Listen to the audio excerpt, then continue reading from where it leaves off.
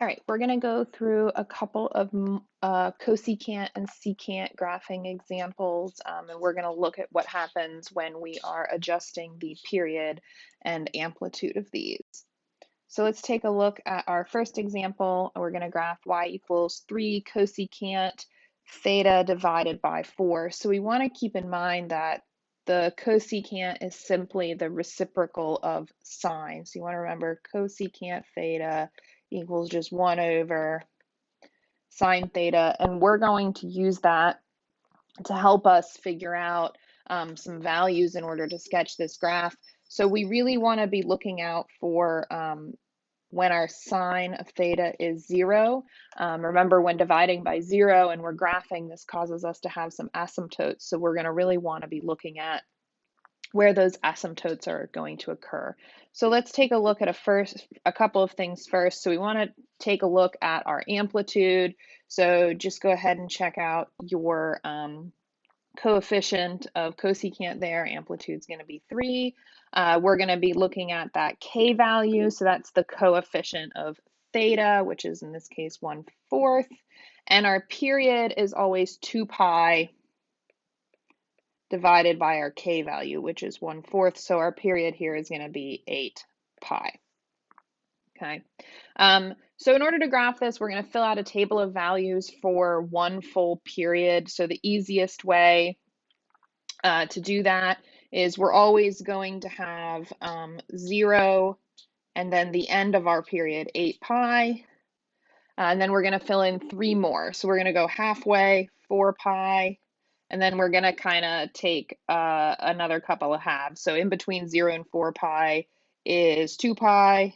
And then in between 4 pi and 8 pi is 6 pi. And so those are the 5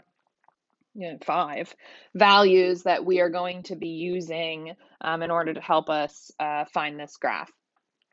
So the next kind of column I have here is talking about sine. So it's a little easier to think about if instead of this being a cosecant, what if this was sine? And you want to remember when we're doing the unit circle, sine is our y value. So we start at 0, then we're going counterclockwise. So 0, 1, 0, -1, 0 at our quadrantal angles around the circle.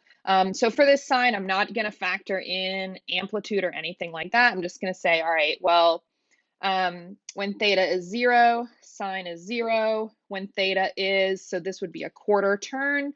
So theta is 90 degrees or pi over 2, because if we divided that by 4, that'd be pi over 2. Then we're at 1, 0, -1, 0. Okay, so now we're going to go ahead and translate what do these sine values mean for our cosecant function. All right, well, anywhere we have that 0, that's where we're going to be dividing by a 0. So that's where we're going to have an asymptote. Oh, I wrote an A there, AMP. So anywhere we have a 0 for sine, that's where we're going to have an asymptote for our cosecant, okay? And then anywhere we had a 1 or a -1, those are those values that are going to be multiplied by our amplitudes. We're going to have 3 and -3 being very important locations on this graph. So let's go ahead and trace in these asymptotes here. So we're going to have one at 0. All right, so there's our 0 asymptote, and we'll go ahead and actually sketch our values here. So 8 pi, 4 pi, 2 pi, and 6 pi, and we'll just graph one period. So we have another asymptote at, it looks like 4 pi here, so we'll go ahead and put that in, and then at 8 pi. All right, so one thing to remember is this is, the reciprocal of our sine. So if you're thinking about your sine graph, so here's 3 and here's -3, and you do not sketch this on your graph, but just, for the assistance here of what we're thinking about, our sine graph would look kind of like this green dotted line here, right? It's very roughly sketched. So our cosecant is going to come off of that. So we're going to go to graph our cosecant, and we're going to start there at 2 pi. That's our value of 3. And you can almost think about it as kind of flipping that portion of our sine function that's in between those two asymptotes. So we're going to kind of flip that kind of going up that way. And then, oops, I'm running into my problem, going up that way. And then we're going to go to that other sort of, it always goes kind of right where the hump is. So at 6 pi, we were at -3 there, and we're going to reverse. Just go ahead and flip it on over. And then we have our very nice cosecant graph there. All right, so 3 cosecant theta over 4 are those black lines. Black, I shouldn't say lines, curves that I just drew there. All right. Okay, so we want to list any possible intercepts. We definitely don't have a y-intercept because we have that asymptote there. The y-axis is an asymptote. By definition, it's never going to touch it.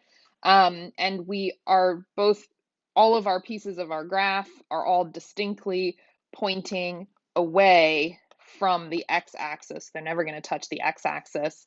So we are going to have no intercepts here, but we do have asymptotes, and they occur every very predictable amount of intervals, right? So we're going to have an asymptote every time we cover one of those distances, right? Either of these distances right here. And those distances are 4 pi. So every 4 pi along this graph, we are going to have another asymptote. So we're going to write that as 4 pi n, where n is any real number. So if n was 1, that's our first asymptote there at pi over 4. If n was 2, that's our asymptote there at 8 pi. If n was 0, that's our asymptote at 0, so on and so forth. All right, one more example. So I want to look at an example where we have a negative theta. Just like with our sine and cosecant, or sine and cosine functions, secant and cosecant follow the same pattern of what will and will not flip. So secant, just like cosine, does not reflect across the x-axis or flip when the theta value is negative. But cosecant, just like sine, does flip across the x-axis, right? It reflects across the x-axis when theta is negative. So just keep that in mind. We're graphing a secant here with a negative theta value, so it will not flip. But if you're graphing a cosecant, just be on the lookout for that. So we're going to graph this guy real quick, and this time I'm not going to sketch in sort of that base cosine graph here. I'm just going to go ahead and straight up graph my secant function. So my amplitude is, again, 3. My k value is 1/3, and I'm going to write it as 1/3 because I'm going to use that property that secant negative theta is equal to negative secant theta. So we're really going to rewrite this guy here as -3 secant theta over 3. And remember, our amplitude, we always take the absolute value for the amplitude. So it doesn't matter that there's a -3 out front. And our period is always 2 pi divided by k, so that's going to give me a 6 pi. All right, so we want to do a little table of values, just like we did before. And I'm actually going to eventually want my axis to be in a slightly different location. So I'm going to erase that real quick. So table of values, I don't have a good spot to squeeze this in, so we'll just do it down here real tiny. So we want our theta values, and theta is always going to be those five points which go over an entire period. So from 0 to 6 pi, and then kind of take your middles to get that. So 3 pi, and then cut that in half, 3 pi over 2, and then 6 pi, what's between 3 pi and 6 pi, and that's going to be 9 pi over 2. So we're just kind of taking the averages of the two on either side to get those. All right, so we're going to think about first, secant is related to cosines. We want to first think about what's our cosine going to be doing. So at 0, cosine is going to be 1, then 0, then -1, then 0, then back to 1. So we want to think about what are those implications then on this secant graph with this particular amplitude. So anywhere we have 0, we're going to have our asymptotes.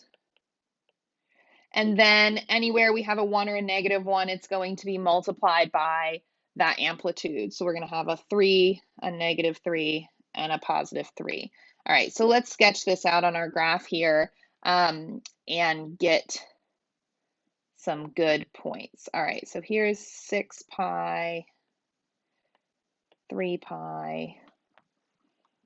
All right, and then we'll just go ahead and do pi and 2 pi, and then we'll go ahead and approximate where our fractions are. Okay, so we said that kind of our first point here was at where theta is 0 and our y value is 3. So that's going to be right here, which means and then we had an asymptote right at 3 pi over 2. So that would be approximately here. So we'll go ahead and sketch that on there. And then we would kind of have one over here as well. You can just put that there to kind of help you graph. So we would have our first portion of our graph looking like that. And then where's our other asymptote? So 9 pi over 2. So that's going to be kind of somewhere in between 4 pi and 5 pi. So we're going to go ahead, sketch that in there. Made my other one a little skinny. All right, and then we said we were at, where is that? -3. So at 3 pi, we were down here at -3.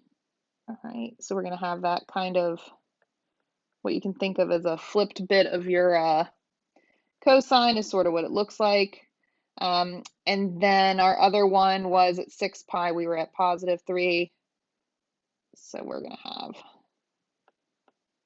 and we're continuing kind of off the page there. So that is our secant with a period of 6 pi and an amplitude of 3 there. All right. So just keeping that in mind. So last but not least, let's talk about our intercepts and our asymptotes. So we do have an intercept. We have a y-intercept right here. That's going to be our only y-intercept, and we very nicely have that in our table of values. So we just have to write that as a point. So that would be our 0, 3. And then we're looking at our asymptotes and we're saying, all right, they're occurring every, how often? This one, please note, is offset. So we don't start at 0. So we're going to have that, something times n plus something else. So I always, to write those, start at kind of the first one to the right of 0. So this first one, this first asymptote was at 3 pi over 2.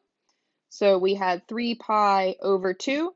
And then I'm going to say plus, how long did it take before I got to the next one, right? So how far away is the next asymptote? And the next asymptote is 3 pi away from the first one. So it's going to be every 3n pi that we get another asymptote. And again, where n is any integer. Okay. And that is all for that one.